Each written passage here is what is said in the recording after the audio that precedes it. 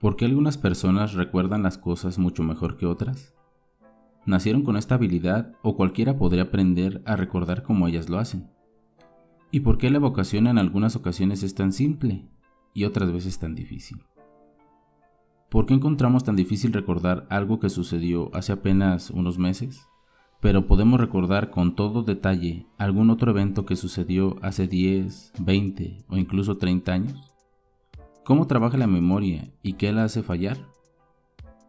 Intentaremos responder a estas preguntas en esta serie de videos sobre la memoria, así que comencemos.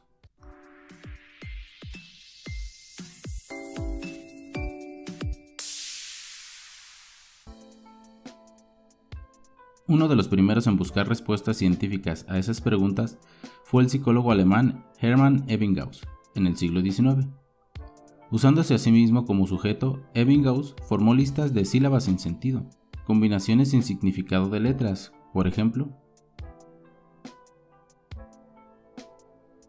Memorizó listas de 13 sílabas sin sentido. Luego, después de diferentes periodos, reaprendió cada lista de sílabas. Encontró que cuanto más tiempo esperaba después del aprendizaje inicial de una lista, más tiempo le llevaba a aprenderlo de nuevo. La mayor parte de la información se perdía en las primeras horas. En la actualidad, muchos psicólogos encuentran útil pensar en la memoria como una serie de pasos en los cuales procesamos la información, de manera muy similar a la forma en que una computadora almacena y recupera los datos. En conjunto, esos pasos forman lo que se conoce como modelo de procesamiento de la información de la memoria. Nuestros sentidos son bombardeados por mucha más información de la que podemos procesar, por lo que la primera etapa del procesamiento de la información implica la selección de parte de este material para pensar en él y recordarlo. Así que primero revisaremos los registros sensoriales y la atención, procesos que nos permiten seleccionar la información que ingresa para su posterior almacenamiento. Mira lentamente alrededor del lugar donde te encuentras. Cada mirada en apenas una fracción de segundos recoge una enorme cantidad de información visual, incluyendo colores, formas, texturas, brillantez relativa y sombras. Al mismo tiempo, recoge sonidos, olores y otro tipo de datos sensoriales. Toda esa información fluye de tus sentidos a lo que conocemos como registros sensoriales. Aunque todos nuestros sentidos poseen registros, se han estudiado de manera más extensiva los registros visuales y auditivos. Así que nos concentraremos en ellos. Aunque la capacidad de los registros sensoriales es prácticamente ilimitada, la información desaparece de ellos con mucha rapidez. Para entender cuánta información visual recogemos y con qué rapidez se pierde, lleva una cámara digital a una habitación oscura y toma una fotografía usando el flash. Durante el medio segundo que la habitación es iluminada por el flash, tu registro visual absorberá una cantidad sorprendente de información acerca del cuarto y de sus contenidos. Trata de conservar esa imagen visual o icono, tanto como sea posible. Encontrarás que se desvanece con rapidez, en unos cuantos segundos desaparece. Luego, compara la imagen que recuerdas del cuarto con lo que en realidad viste, en el momento según quedó capturado en la fotografía. Notarás que tu registro visual recogió mucha más información de la que pudiste retener, incluso durante unos cuantos segundos. En la vida cotidiana, la nueva información visual sigue llegando al registro, y esta nueva información reemplaza casi de inmediato a la información antigua, un proceso que suele llamarse enmascaramiento. Y más vale, porque de otro modo la información visual simplemente se acumularía en el registro sensorial y se mezclaría por completo. En condiciones normales de visión, la información visual se borra del registro sensorial aproximadamente en la cuarta parte de un segundo, y es reemplazada por nueva información. La información auditiva se desvanece con mayor lentitud que la información visual, lo que es ciertamente una fortuna para nosotros. De otro modo, no podríamos recordar el énfasis en la primera palabra para el momento en que registramos la última palabra de una oración. Si la información desaparece tan rápidamente de los registros sensoriales, ¿cómo podemos recordar cualquier cosa durante más de unos segundos? Una forma consiste en seleccionar por medio de la atención parte de la información que se ingresa para su procesamiento posterior. La atención es el proceso de mirar, escuchar, olfatear y gustar selectivamente. Pero, ¿cómo seleccionamos a qué vamos a prestar atención en un momento dado y cómo le damos significado a esa información? Donald Broadbent sugirió un proceso de filtro a la entrada del sistema nervioso, lo que solo permite la entrada a aquellos estímulos que cumplen ciertos requisitos. Esos estímulos que pasan por el filtro son comparados con lo que ya conocemos, de modo que podemos reconocerlos y averiguar lo que significa. Si usted y un amigo están conversando en un restaurante, usted filtra todas las demás conversaciones que tienen lugar a su alrededor. Podrá describir ciertas características de esas otras conversaciones, como si los hablantes eran hombres o mujeres, o si hablaban en voz alta. Normalmente no podrá contar lo que estaban discutiendo en las mesas vecinas. Como usted filtró esas otras conversaciones, el procesamiento de esa información no llegó suficientemente lejos para que entendiera el significado de lo que oyó. Suponga ahora que durante su conversación en el restaurante, alguien en una mesa vecina menciona su nombre. Lo más probable es que su atención cambie a esa conversación. El filtro que había eliminado las conversaciones vecinas de repente dejó de entrar su nombre. ¿Por qué? Annie Treisman modificó la teoría del filtro para explicar dichos fenómenos. Ella afirmaba que el filtro no era un simple interruptor de encendido y apagado, sino un control variable, como el control del volumen de una radio que puede bajar las señales no deseadas, sin rechazarlas del todo. De acuerdo con esta visión, podemos prestar atención solo a parte de la información de entrada, pero monitoreamos las otras señales a bajo volumen. De esta forma podemos cambiar nuestra atención si recogemos algo particularmente significativo. Este procesamiento automático funciona incluso cuando estamos dormidos. Los padres a menudo se despiertan de inmediato cuando escuchan el llanto de un bebé, pero siguen durmiendo con otros ruidos más fuertes.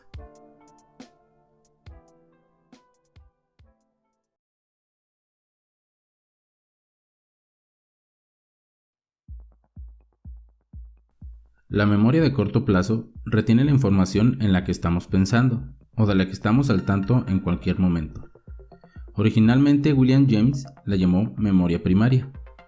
Cuando escuchas una conversación o una canción, cuando ves una obra de teatro o un partido de fútbol, o cuando tomas conciencia de un calambre en la pierna o del dolor de cabeza, en todos estos casos estás usando la memoria de corto plazo para retener y pensar en la nueva información que proviene de los registros sensoriales.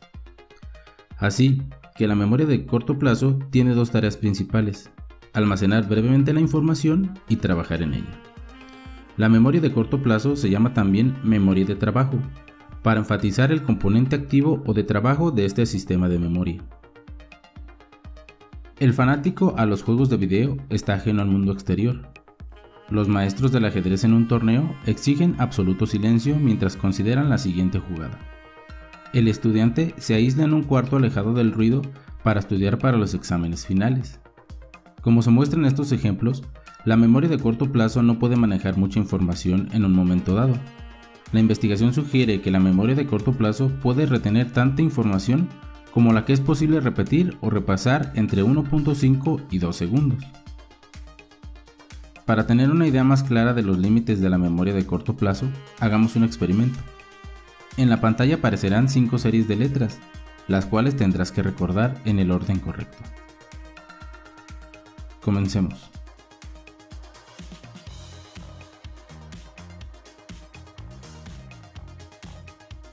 Muy fácil, ¿no?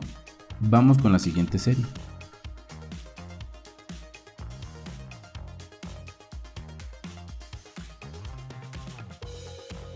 Ahora, ¿qué tal? Aún fue muy sencillo, ¿verdad? Probemos un ejemplo más.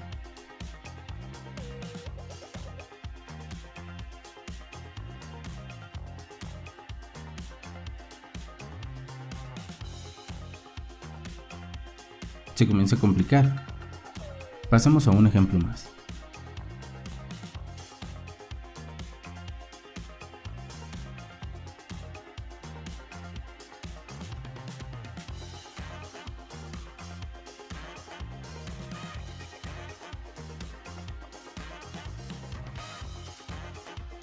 Ahora sí es difícil, pero nos queda un nivel más.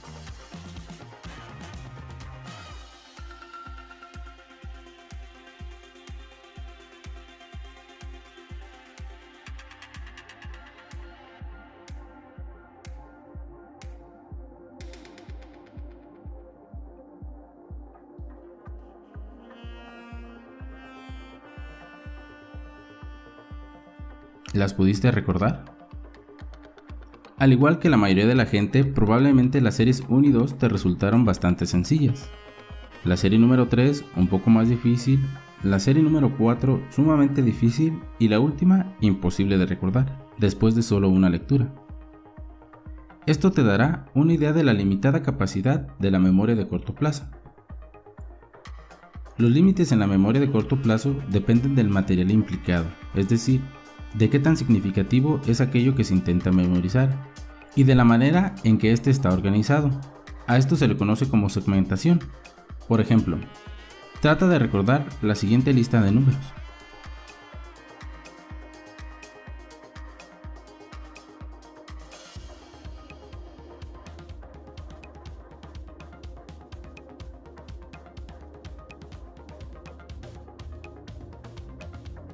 Recordar 12 dígitos separados suele ser bastante difícil, pero ahora los separaremos en grupos de 4.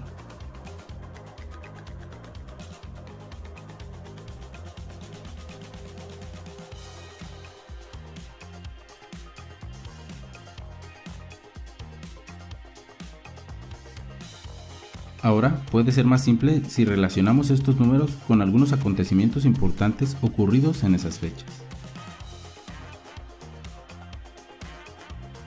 Hacemos una codificación fonológica de la información verbal para su almacenamiento en la memoria de corto plazo, es decir, la codificamos de acuerdo a cómo suena. Esto es así incluso si vemos, en lugar de escuchar la palabra, letra o número en una página. Sabemos esto porque los numerosos experimentos han demostrado que cuando la gente trata de recuperar el material de la memoria de corto plazo, por lo general confunde elementos de sonido similar.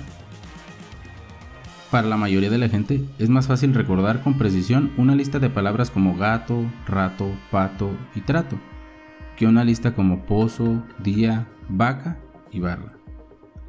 Pero no todo el material en la memoria de corto plazo se almacena fonológicamente.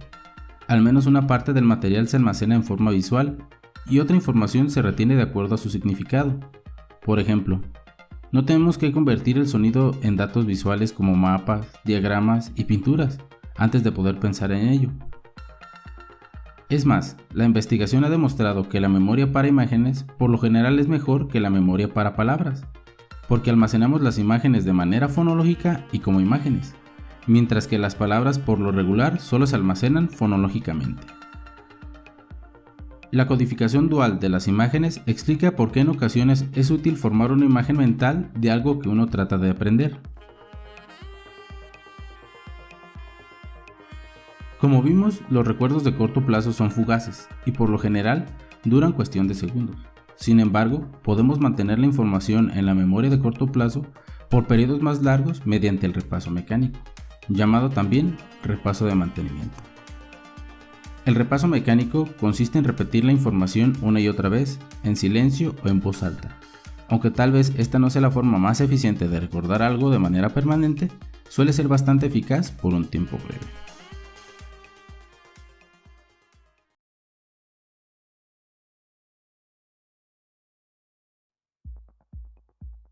Todo lo que aprendemos se almacena en la memoria de largo plazo.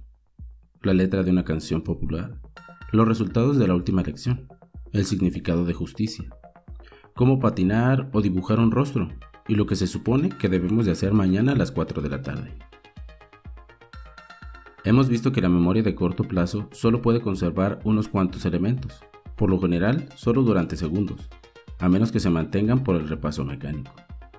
En cambio, la memoria de largo plazo es capaz de almacenar una gran cantidad de información por muchos años.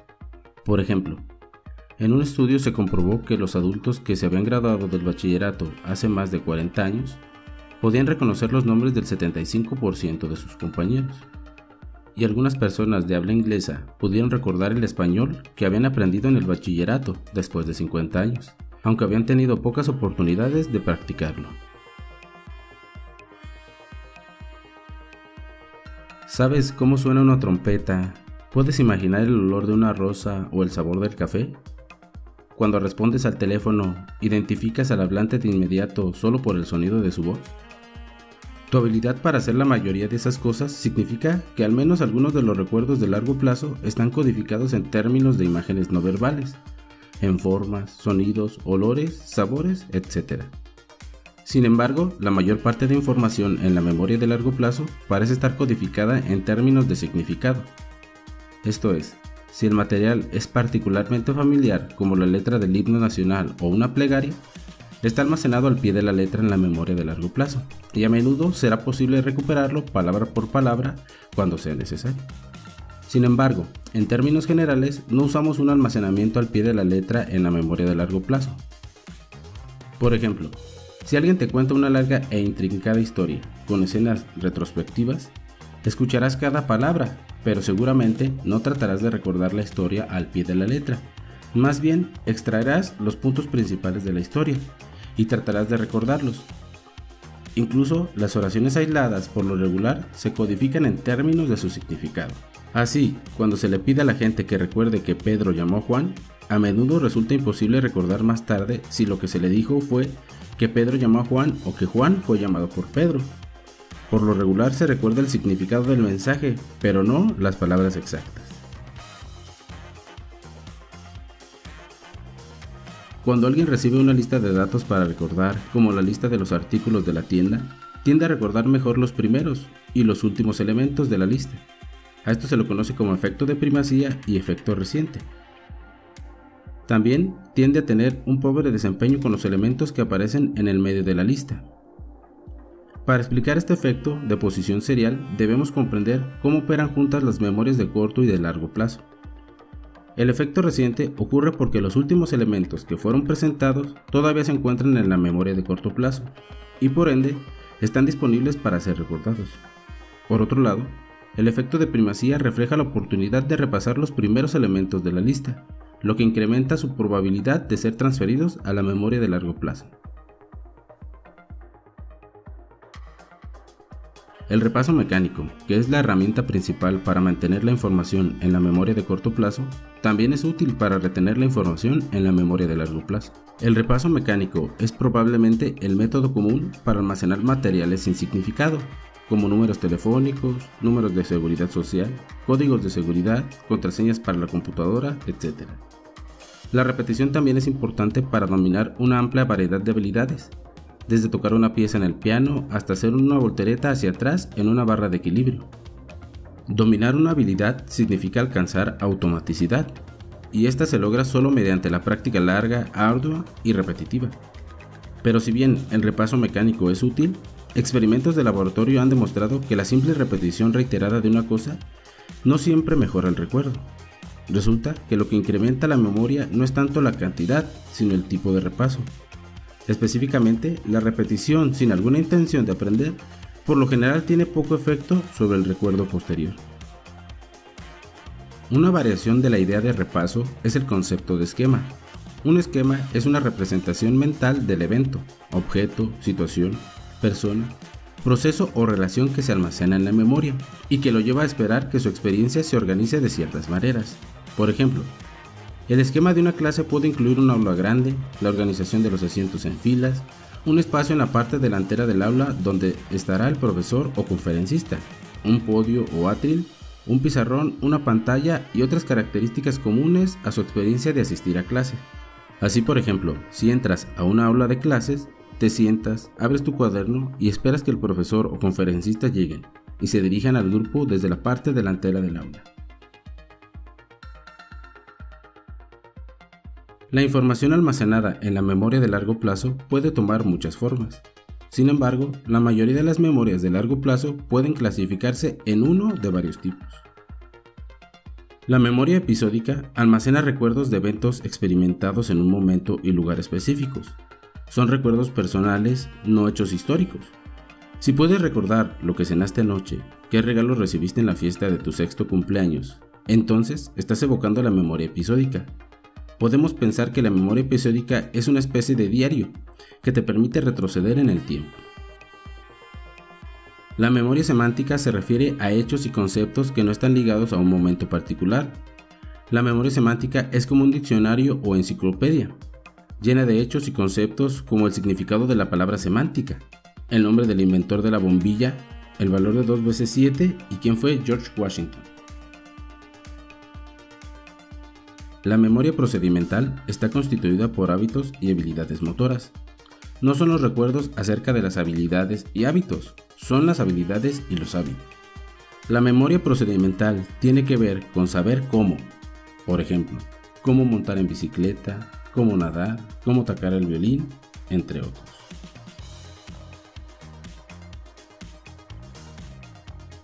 La memoria emocional comprende respuestas emocionales aprendidas a varios estímulos. Todos nuestros amores y odios, nuestros temores racionales e irracionales, nuestros sentimientos de disgusto y de ansiedad. Por ejemplo, si tienes miedo a los insectos voladores o te avergüenzas de algo que hiciste, tienes recuerdos emocionales.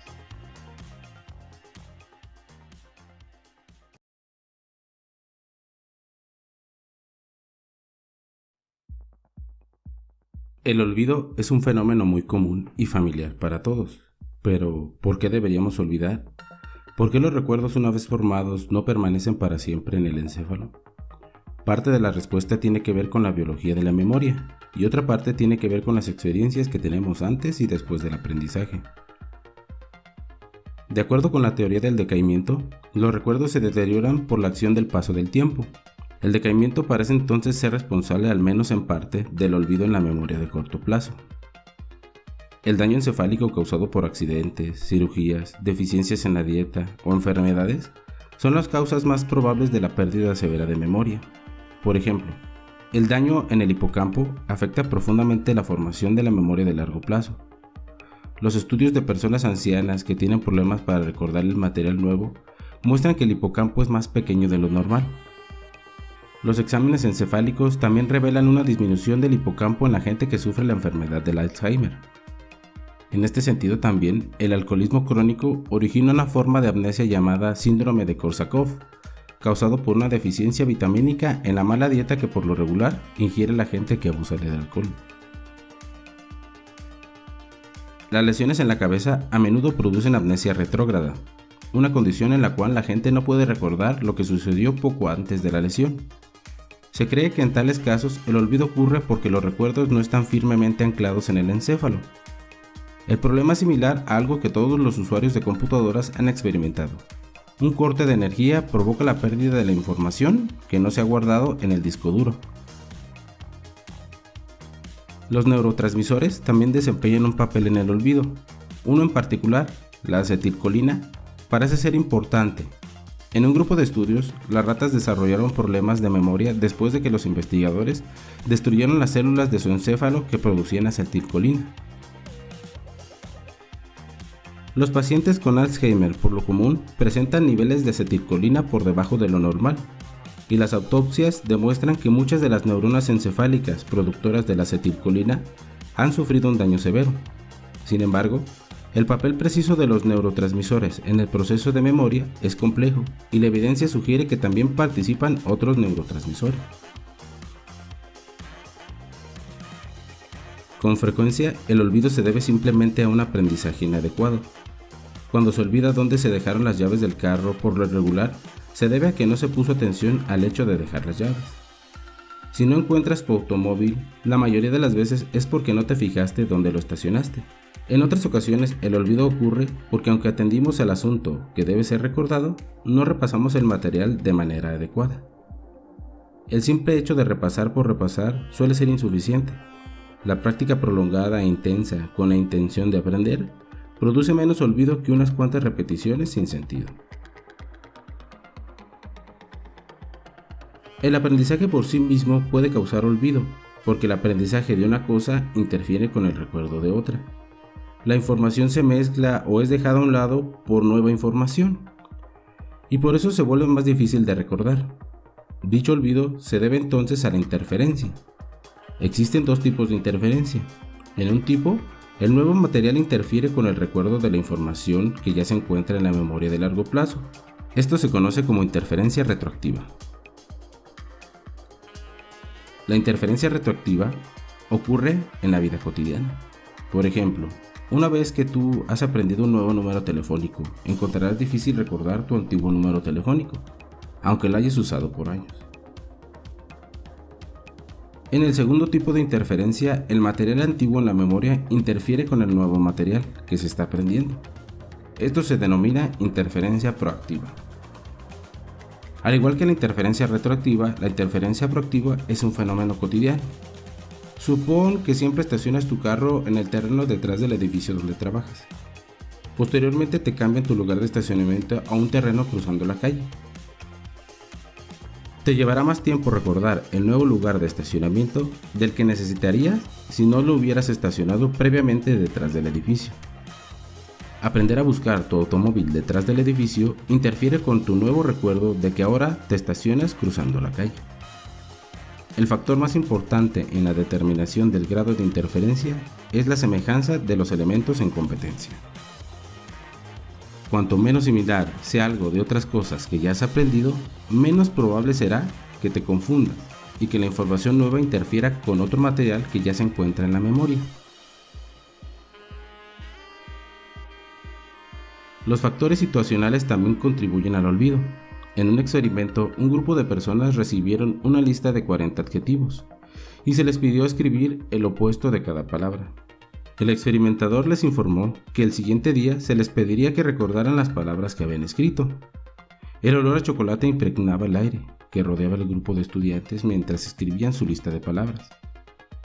El siguiente día, agregar un olor a chocolate en el aire incrementó significativamente el número de palabras que esos estudiantes recordaban del día anterior. El olor a chocolate se convirtió en una clave contextual o indicio que les ayudaba a recordar las palabras correctas. Aunque esto parezca raro, sucede todo el tiempo. Siempre que tratamos de guardar algo en la memoria, también recogemos sin advertirlo hechos acerca del contexto en el que tienen lugar los aprendizajes. Esos hechos se convierten en claves de recuperación útiles más tarde, cuando tratamos de recuperar la información correspondiente de la memoria de largo plazo.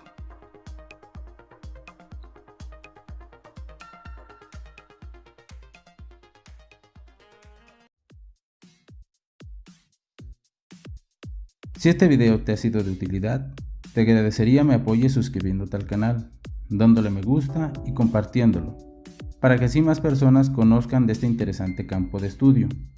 Gracias por apoyar a este tu canal, Aprende Psicología.